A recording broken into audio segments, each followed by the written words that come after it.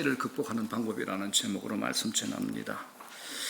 하와이 빅 아일랜드 코나에서는 매년 가을마다 철인 3종 경기를 합니다. 철인 3종 경기. 수영이 3.9km, 사이클이 180.2km, 이제 마라톤 42.195km. 말 그대로 철인 아이언맨만 참석할 수 있는 경기가 바로 이 철인 3종 경기가 됩니다. 아침 7시에 출발하면 1등이 오후 2시쯤에 들어온답니다. 7시간을 계속 수영으로, 사이클로, 마라톤으로 뛰어야 되는 일반인들은 엄두도 낼 수 없는 살인적인 경기입니다. 그런데 이 철인 경기를 제대로 구경하는 법이 있습니다. 오후 2시에 이제 1등을 시작으로 들어오는데 그때부터 8시간 정도 지난 후 밤 10시쯤 나가보는 겁니다. 그때 어떤 일이 벌어지느냐? 등수에 상관없이 포기하지 않는 사람들이 들어온답니다. 실제로 이제 1등이 들어올 때 박수와 환호도 대단하지만 이때 포기하지 않고 끝까지 경주하며 들어오는 사람들에 향한 함성, 박수, 격려, 환호성이 대단하다고 합니다. 이때 들어오는 사람들은 등수가 목적이 아니라 사연이 있어 참여한 사람들입니다. 목적으로 참여한 사람들입니다. 그런데 더 감동적이고 더 인상적이라고 합니다. 어떤 분은 암을 극복하고 뛰어들어옵니다. 암을 극복하고. 어떤 분은 나이가 80이 넘으신 분인데 들어옵니다. 장애 아들과 함께 뛰어오는 아버지도 있다고 합니다. 또 결혼을 앞둔 남자친구가 고린 지점에서 여자친구에게 프로포즈합니다. 얼마나 멋집니까? 저는 절대 못합니다. 예비 신부가 자기 남편이 될 사람은 철인이 안 되면 결혼 안 한다고 했다나 이래서 어쨌든 들어왔답니다. 사인이 많죠. 밤 10시 이후에 들어오는 사람들은 기록이 목적이 아닙니다. 등수가 목적이 아닙니다. 그들은 세상과는 다른 사연, 목적과 메시지를 가지고 포기하지 않고 최후의 결승선에 들어옵니다. 여러분, 이것이 우리 크리스찬의 삶이 되어야 되지 않겠습니까? 이것이 우리 크리스찬의 삶이 되어야 되지 않겠습니까? 하나님은 우리의 부족함, 실패, 연약함 속에서도 일하십니다. 이걸 오늘 요셉의 인생 가운데서 우리를 통해서 보게 하십니다. 오늘 본문 시편 105편은 창세기 37장부터 50장까지, 그러니까 성경의 13장을 차지하는, 38장 이제 유다 스토리니까 13장을 차지하는 엄청난 분량으로 얘기해 놓은 것을 압축해 놓은 말씀이 시편 105편 오늘 본문입니다. 우리가 잘 아는 대로 형들은 동생 요셉을 미워하여 죽이려 덤빕니다. 그때 형들 중에 하나가 야, 죽이면 뭐하냐, 팔아버리자라고 제안합니다. 그래서 요셉은 애굽으로 팔려가지요. 형들이 왜 요셉을 미워했을까요? 아버지가 요셉만 유독 사랑했기 때문에 그렇습니다. 아버지의 사랑을 독차지한 죄 아닌 죄로 팔려간 것이죠. 아버지가 왜 자기를 사랑했는지 요셉은 잘 모릅니다. 하지만 형들은 그게 못마땅했던 겁니다.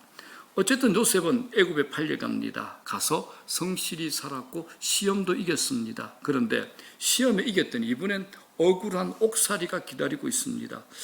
어떻게 일이 이렇게 꼬일 수 있을까요? 요셉은 자기가 한 행동에 대한 정반대의 결과를 얻었습니다. 선한 일을 했는데 옥에 갇혀, 착한 일을 했는데 누명을 뒤집어쓰는 겁니다. 그가 갇힌 옥은 또 보통 옥이 아닙니다. 중죄인만을 가두어 족쇄를 채우고 쇠사슬로 묶어버리는 그런 감옥입니다. 성경은 그가 감옥에서 넋이 빠졌다라고 우리에게 그 현실을 얘기하고 있습니다. 요셉에게는 선택권이 없었습니다. 그런데 누가 그를 놓아줍니까? 당시 세계 최강의 힘 있는 권력자 바로왕이 요셉을 놓아줍니다. 그리고 바로왕이 요셉을 총리로 앉힙니다. 그래서 누가 구원을 얻습니까? 온 세상이 다 구원을 얻게 되는 겁니다. 요셉의 지혜로 비축해둔 곡식이 기근으로 굶주린 많은 백성들을 살려내는 양식이 됩니다. 그래서 요셉이 어떤 존재가 되는가? 21절 22절에 이렇게 얘기합니다. 다 같이 시작. 그를 그의 집의 주관자로 삼아 그의 모든 소유를 관리하게 하고 그의 뜻대로 모든 신하를 다스리며 그의 지혜로 장로들을 교훈하게 하였도다.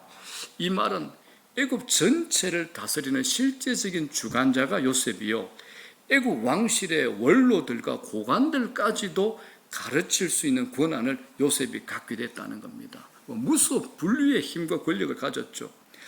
그러나 요셉이 이렇게 되었지만 그의 인생을 들여다보면 자기 뜻대로 해볼 수 있는 것이 아무것도 없었습니다. 그는 늘 막막했을 겁니다. 그러나 나중에 요셉이 형들을 만나고 나서야 그때 깨닫습니다. 자기 인생이 하나님 손에 붙잡혔다는 것을 형들을 만나고 나서야 알게 됩니다.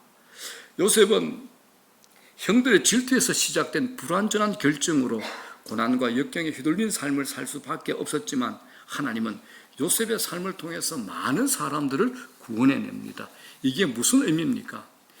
인간은 언제나 불완전한 결정을 내리지만 하나님은 이 인간의 불완전한 결정에도 불구하고 우리의 인생을 선하게 이끌어 오신다는 겁니다. 이게 하나님의 일하심이 됩니다. 여러분, 이런 하나님의 고집과 능력과 신성을 누가 감히 막고 방해할 수 있겠습니까? 우리는 하나님의 기다리심과 그 기다리심의 깊이를 모르기 때문에 늘 조바심을 냅니다. 쉽게 판단하고 쉽게 선택하고 쉽게 결정하죠. 그래서 결과가 좋지 않으면 자기 연민, 체면, 변명으로 다 떼어버립니다. 자기 인생을 사는 것이 아니라 변명하고 남을 판단하는 해설자의 인생을 살게 되더라는 겁니다. 오늘 본문이 뭘 얘기합니까? 이렇게 살지 말으라는 겁니다. 이렇게 살지 말자는 겁니다. 여러분, 하나님께서 내가 너를 구원해 놓았으니 이제부터 내가 알 바 아니야. 십자가로 너를 구원했으니 이제부터는 네 책임이다. 이렇게 하지 않으십니다. 하나님은 여전히 일하십니다. 구원받은 자기 백성 우리와 함께 하신다라는 겁니다. 우리를 홀로 두신 적이 결코 없다는 것, 이게 하나님의 약속입니다. 이런 맥락에서 우리가 요셉의 인생을 보면서 우리가 우리 인생을 어떻게 해석할 것인가, 이 부분을 한번 살펴보고자 합니다. 우리가 살다 보면 해를 당할 때가 있죠. 가까운 사람으로 해를 당할 때가 많습니다. 사건보다 무서운 게 있습니다. 그 사건으로 인해 마음에 상처가 생기는 겁니다. 사건은 지나면 잊어버립니다. 그러나 그 사건으로 인해서 남은 상처는 계속 내게 남아 있습니다. 이 상처가 내 의식 세계와 무의식 세계 속에서 영향을 끼칩니다. 이게 힘든 것은 이 상처를 치유하기가 쉽지 않다는 겁니다. 많은 사람들이 자신에게 있는 상처로부터 헤어나오지 못하고 있습니다. 이게 심해지면 피해망상이 될 수 있습니다. 여러분, 우리 주위에 많잖아요. 늘 피해의식에 시달리는 사람, 피해를 입었다고 생각하고 사는 사람, 상처를 가지고 사는 사람 의외로 많습니다. 아무도 해를 주지 않았는데 자신은 해를 입었다고 생각합니다. 아무도 자기에게 얘기하지 않았는데 자기는 억울하다, 누명하다, 누가 나를 모함한다, 그렇게 생각하는 겁니다. 그냥 슬쩍 지나가는데 저 사람이 나를 무시하네 라고 이렇게 과장해서 확대해서 생각합니다. 피해의식 속에, 피해망상 속에 사는 겁니다. 여러분, 이 피해의식 무서운 겁니다.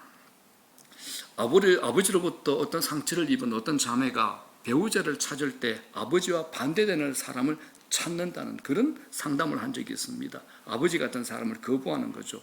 그렇게 되면 바르게 판단할 수가 없습니다. 기준이 잘못되었기 때문입니다. 그래서 자신이 원하지 않는 사람을 배우자로 선택하는 경우가 많습니다.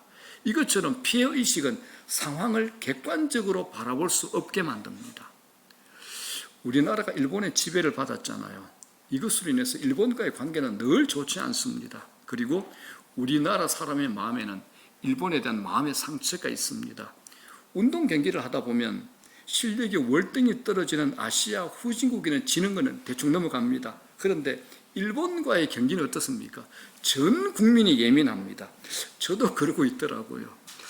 그런데 부끄럽습니다. 목사님들 중에 일본 선교에 대해서 민감하게 반응하는 목회자가 있었습니다. 왜 일본에 복음 전하냐고 화를 냈습니다. 왜 일본에 복음 전하냐고. 일본은 선교 대상국에서 제외해야 된다고 말을 냈습니다. 왜 그랬을까요? 그분의 마음에 상처가 있기 때문에 그렇습니다. 일본으로 인한 피해의식, 여기서 벗어나지 못했기 때문에 그렇습니다. 자, 성경에 이런 사건을 대놓고 우리에게 설명하는 인물이 한 분 있죠. 누굽니까? 구약 성경 선지자 중에서 요나 선지자가 그렇죠. 자, 하나님께서 요나 선지자에게 이런 명령을 합니다. 자, 요나서 1장 2절 다 같이 시작. 저 큰 성읍 니느웨로 가서 그것을 향하여 외치라. 그 악독이 내 앞에 상달되었습니다. 라고 말씀합니다. 자, 여기서 니느웨는 당시 최고의 악랄한 나라 아수르의 수도가 됩니다. 그리고 이스라엘과 적대적인 숙적인 관계입니다. 그래서 요나 선지자는 자기 나라가 원수된 니느웨 백성이 회개하고 하나님께로 돌아오는 것을 원치 않았던 겁니다. 그런데 이 요나가 어떤 사람입니까? 하나님의 음성을 들을 수 있는 선지자였습니다. 소명감이 분명한 선지자였죠. 그런데 아수르 민족에 대한 감정이 싫었던 겁니다. 그래서 니느웨로 가기 싫습니다. 니느웨로 가지 않고 어디로 도망갑니까? 다시스로 도망을 갑니다. 어떻게 됩니까? 하나님께 혼이 나지요.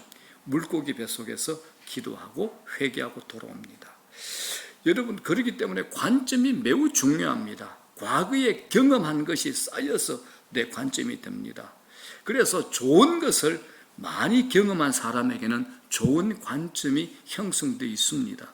반면 나쁜 것을 많이 경험한 사람에게 좋지 않은 것을 결정할 경우가 굉장히 많습니다. 그래서 좋은 것을 많이 경험한 사람 축복이라고 할 수 있습니다. 좋지 않은 것을 많이 경험한 사람 관점이 부정적일 경향이 굉장히 높습니다.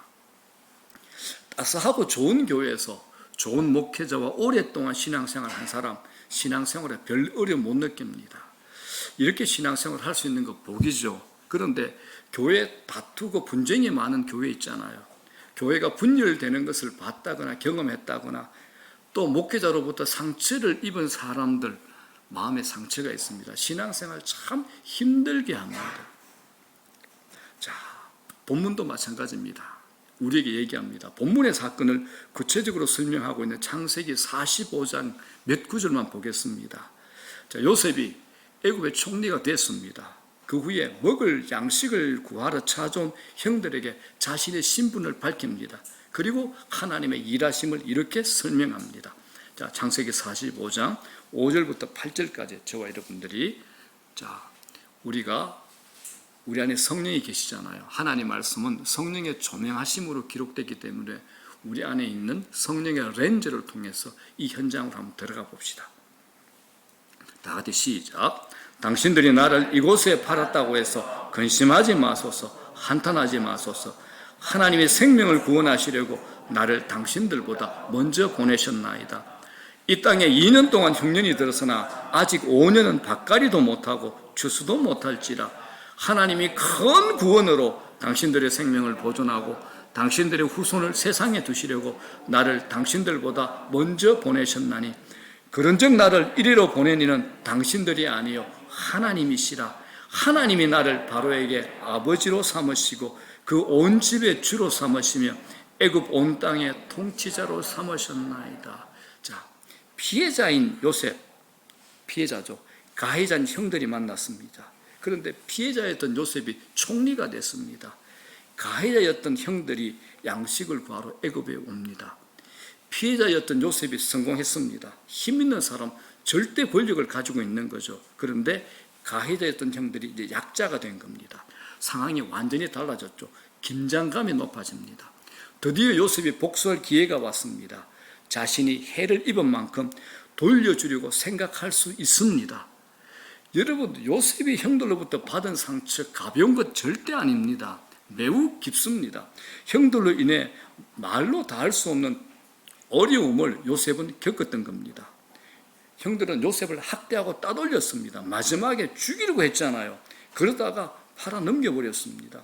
팔린 요셉이 애굽 왕 바로의 경호대장 보디발의 집으로 팔려갑니다. 요셉은 보디발의 집에서 또 열심히 일합니다. 그러나 요셉은 거기서 보디발의 아내의 유혹으로부터 참 힘든 시간을 보냅니다. 그걸 다 견뎌내고 거절했는데 누명을 쓰고 감옥에 가죠. 감옥에서도 꿈 해몽하는데 요셉은 꿈 해몽했는데 이용을 당합니다. 이렇게 요셉은 힘을 가진 사람들에게 늘 농간을 당했습니다. 요셉의 주위에는 믿을 만한 사람이 단 한 사람도 없었습니다.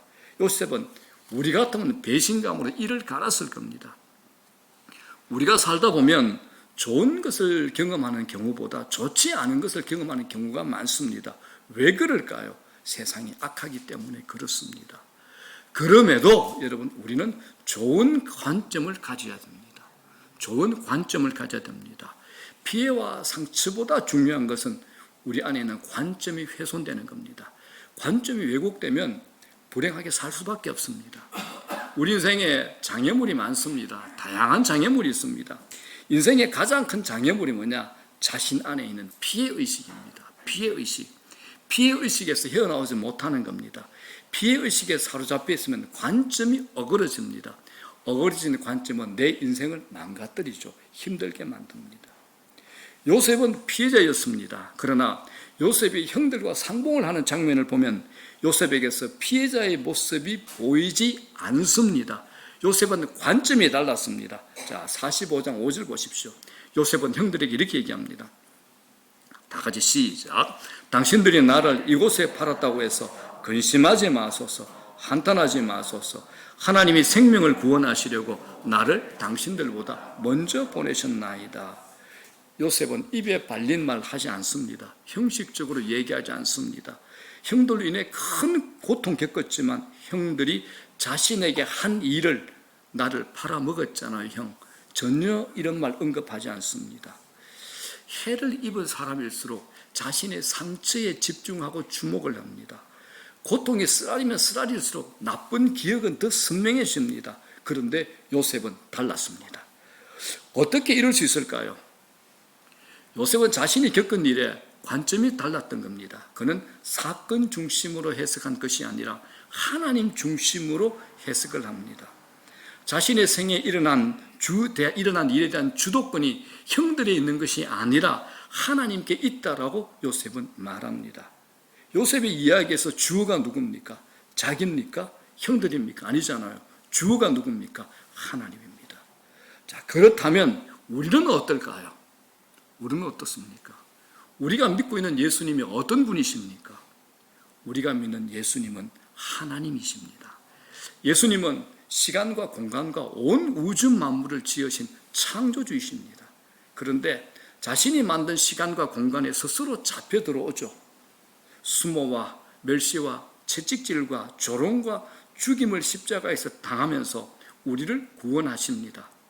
창조주잖아요. 시간과 공간을 지으신 분이에요. 이분은 무한하신 분입니다. 그런데 무한하신 창조주가 당신이 지으신 피조의 세계, 유한의 세계로 들어온 겁니다. 스스로. 여러분, 이분이 우리 안에 계신 예수 그리스도이십니다. 신자는 이만큼 굉장한 존재입니다. 그래서 예수를 믿는다는 말 굉장합니다. 예수를 믿는다는 말이 굉장합니다. 내가 믿는 예수님이 창조주라는 사실은 한번 창조로 끝나는 것이 아니라 창조권을 갖고 계신 분이라는 겁니다. 창조권을 갖고 계신 분입니다.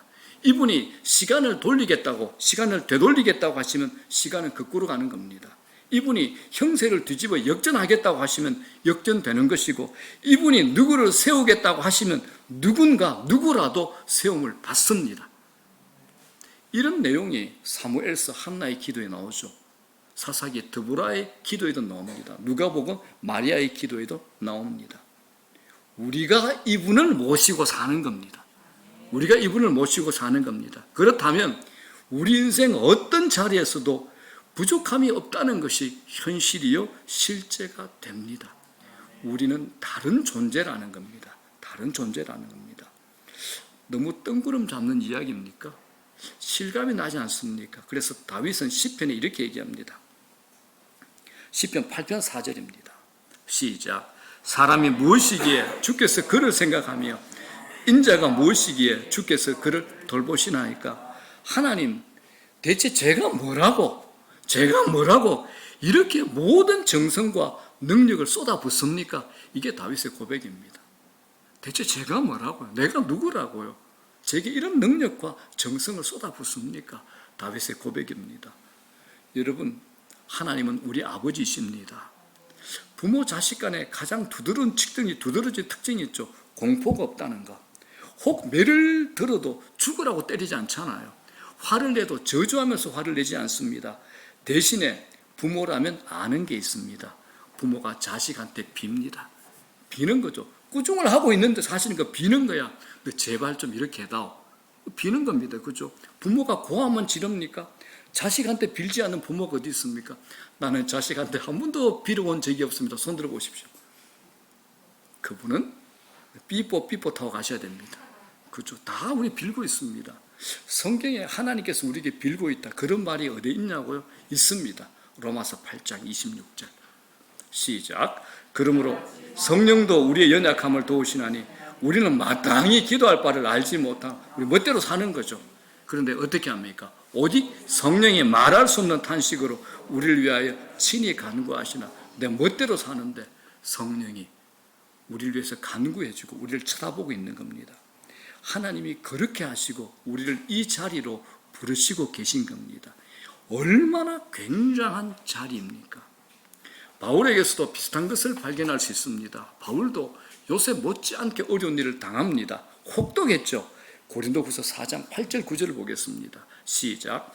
우리가 사방으로 우겨삼을 당하여도 쌓이지 아니하며 답답한 일을 당하여도 낙심하지 아니하며 박해를 받아도 버림받지 아니하며 거꾸로 뜨림을 당하여도 망하지 아니하고라고 합니다. 사방으로 우겨삼 당해, 답답한 일 당해, 박해받고 거꾸로 뜨림을 당했어도 바울은 피해 의식이 전혀 없습니다. 바울은 자신이 처한 상황에 매몰되지 않았습니다. 자신이 처한 상황으로 인해 자신이 불행하다고 푸념하지 않는 겁니다. 바울은 피해자가 아니었습니다. 여러분, 세상에 우연한 일은 없습니다. 참새 한 마리도 하나님께서 허락하지 않으시면 떨어지지 않는다라고 성경은 우리에게 약속하죠. 요셉의 생에 일어난 사건 하나하나 우연히 일어난 것이 하나도 없습니다. 사건과 사건이 전부 연결되어 있습니다. 우리 마찬가지입니다. 우리 인생의 모든 사건이 전부 연결되어 있습니다. 그런데 요셉은 자신의 생에 일어난 모든 일을 우연으로 보지 않습니다. 요셉은 자신이 경험한 모든 사건 속에 하나님의 섭리가 있다는 것을 알았던 겁니다. 하나님의 의도가 있다는 것을 알아차린 거죠. 자, 창세기 45장 7절 보십시오. 요셉이 기가 막힌 얘기를 합니다. 큰 구원이죠. 시작. 하나님이 큰 구원으로 당신들의 생명을 보존하고 당신들의 후손을 세상에 두시려고 나를 당신들보다 먼저 보내셨나니. 요셉은 하나님의 큰 구원을 보았습니다. 모든 것이 하나님 뜻 안에 이루어지고 있음을 요셉은 알았던 겁니다. 자, 여러분, 사람들 모두 비슷비슷하게 살아갑니다. 힘들고 어려운 일을 겪을 때는 힘들고 어려운 일이 자신에게만 일어난다고 생각하기 쉽습니다. 그러나 그렇지 않습니다. 인생은 해석의 차이입니다. 해석에 따라서 인생이 달라집니다. 믿음으로 사건을 바라보면 인생이 달라지게 되어 있습니다. 요셉의 생애를 있는 그대로 보면 불행입니다. 고통 그 자체입니다. 총리가 되기 전까지 어디에서 요셉의 인생 속에서 생애 속에서 형통을 발견할 수 있습니까? 전혀 없습니다. 정말 악랄하게 지긋지긋하게 끈질기게 고통을 당합니다. 그러나 지금 요셉의 모습에서야 불행의 흔적을 찾아볼 수가 없습니다. 요셉은 자신에게 일어난 일을 전부 믿음의 관점으로 해석했던 겁니다. 여러분, 사건 때문에 힘든 건 아닙니다. 인생이 해석되지 않기 때문에 인생이 힘든 겁니다. 신앙생활 잘하는 사람, 자신에게 일어난 사건 잘 해석합니다. 믿음으로 해석하기 때문입니다. 무슨 안경을 끼고 있느냐 중요합니다. 실패한 것을 끝으로 여길 수 있고 성공하기 위한 좋은 경험으로도 여길 수 있습니다. 벼랑 끝에 있는 것 끝이라 이렇게 여길 수도 있고 날아오르는 기회로 여길 수도 있습니다. 관점에 따라 인생이 전혀 달라지는 겁니다. 환경이 어려워서 불행한 것 아닙니다. 관점이 잘못된 것이 문제가 됩니다. 전문가가 볼 때는 확실히 기회 같죠. 그걸 불행히 여기는 사람이 너무 많습니다. 끝이라고 생각하는 겁니다. 하나님의 관점으로 사건과 사물을 바라보셔야 됩니다. 요셉의 관점 보십시오. 어두운 면이 없습니다. 요셉은 피해 의식이 없습니다. 그러니 형들에게 복수하려는 마음이 없던 겁니다. 이런 분을 제가 봤습니다. 가난한 사람에게 관심 가지고 연약한 사람을 도와야 된다 이렇게 말을 하는데 부자에 대해서 정오심을 가진 사람을 제가 봤습니다. 자신은 정이라고 말하는데 그 안에 분노가 숨어 있는 겁니다. 참 옆에 가기 싫었습니다. 좋은 일 하는 것 같은데 옆에 가게 되면 불안해집니다. 돈 많은 사람들을 도둑이라고 보는 거예요. 돈에 대한 관점 아주 부정적이었습니다. 여러분, 돈을 사랑하는 것이 일만하게 뿌리지 돈 자체가 일만하게 뿌리 아닙니다. 아닙니다. 돈 자체를 무시해서는 안 됩니다. 실제로 돈이 없으면 할 수 없는 게 너무 많습니다. 여러분들 대부분이 차 타고 오시잖아요. 저희 교인들이 가까운 분이 드뭅니다. 그런데 돈 없으면 기름 못 넣으면 어떻게 합니까? 버스 타고 오시겠습니까? 걸어서 오시겠습니까? 할 수 없는 게 너무 많습니다. 삶이 불편해지죠. 그래서 우리가 가진 이 돈을 아름답게 사용해서 돈의 가치를 진정한 가치로 만들면 됩니다. 요새 보십시오. 총리가 된 후에 7배 풍년이 됐을 때 공물을 잘 저장해서 7배 흉년에 대비했습니다.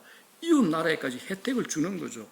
요즘으로 말하면 금융위기가 닥칠 것을 잘 대비해서 국가적 재앙을 지혜롭게 막은 CEO 리더입니다. 이게 바로 요셉이 되는 겁니다. 요셉은 물질을 무시하지 않았습니다. 오히려 물질의 가치를 극대화한 겁니다. 요셉은 긍정적으로 해석했습니다. 그래서 그리스도인들이 궁색한 사고방식 좀 가지지 않으면 좋겠습니다. 여러분, 궁색하지 않으면 좋겠습니다. 적극적이고 긍정적으로 넓게 그렇게 바라보셔야 됩니다. 큰 어려움 없이 나 혼자 잘 먹고 잘 살면 돼 이러시면 아니 되옵니다. 빚지지 않고 사는 것이 목표가 아니라 나누고 베풀며 사는 것, 타인을 살리는 것이 인생의 목적이 되어야 됩니다. 이게 크리스찬입니다. 여러분, 에베소서 4장 28절 보십시오. 예수 믿기 전에 사람과 예수 믿고 난 이후에 새 사람을 말하면서 적극적인 위치, 적극적인 자리까지 우리에게 이렇게 권면합니다. 자, 에베소서 4장 28절 시작. 도둑질하는 자는 다시 도둑질하지 말고 돌이켜 가난한 자에게 구제할 수 있도록 자기 손으로 수고하여 선한 일을 하자. 아멘. 우리는 보통 과거에 도둑질하던 친구가 도둑질 안 한 것으로 만세 할렐루야 박수 쳐줍니다. 성경은 아니다. 거기가 끝이 아니다라고 얘기합니다. 도둑질을 멈추는 것이 끝이 아니라 네가 노력하고 애써서 돈을 벌어 남을 도울 수 있는 선한 자리에까지 가라. 이게 예수 믿는 자의 삶, 책임 있는 자리까지가 되는 겁니다. 이게 예수 믿는 자의 책임입니다. 여러분, 넓게 생각하십시오. 시야가 넓어지셔야 됩니다. 자신의 문제만 해결되는 것에 몰두해서는 아니 되옵니다. 사도 바울 보십시오. 이렇게 고백하잖아요. 시작. 근심하는 자 같으나 항상 기뻐하고 가난한 자 같으나 많은 사람을 부유하게 하고 아무것도 없는 자 같으나 모든 것을 가진 자로다. 사도 바울의 이 고백에 어두운 면이 있습니까? 부정적인 면이 있습니까? 비관적인 면이 있습니까? 조금도 느낄 수가 없는 겁니다.